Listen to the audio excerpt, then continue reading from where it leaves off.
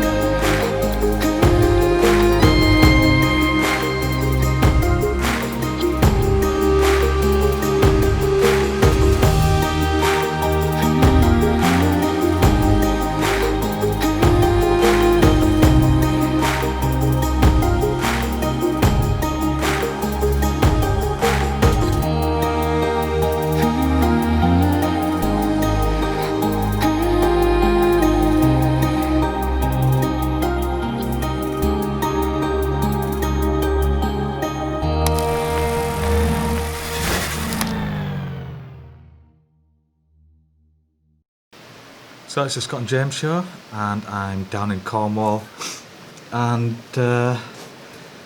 it's raining, which is good because the challenge of this show is splash, but it's not that heavy, the rain. But on the plus side, I've got a dog who's just wandering off over there. Wilson, come here, boy. Oi, Wilson. And so I've got a dog, and there's the sea.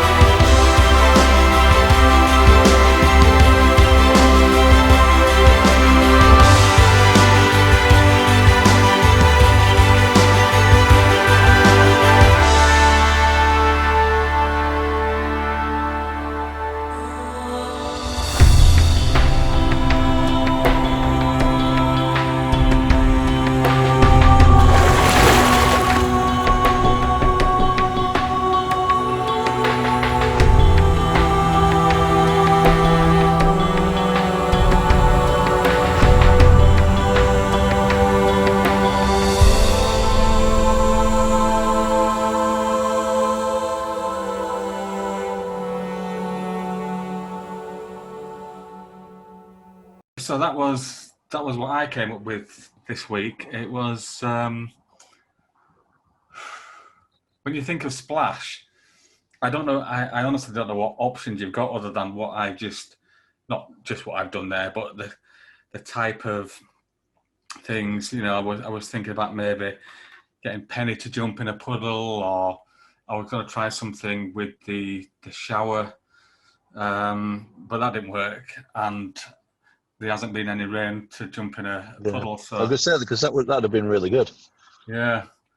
So, but I mean, what I've come up with really with what you saw on that video was just something which I'd actually tried doing previously, because it is quite good fun, isn't it? Just to get a still shot of a splash and just see where the droplets are going, and whatever else whatever else you can drop into water, or however you do it. So I think like quite a few of these challenges that we've done, they're almost like a rite of passage.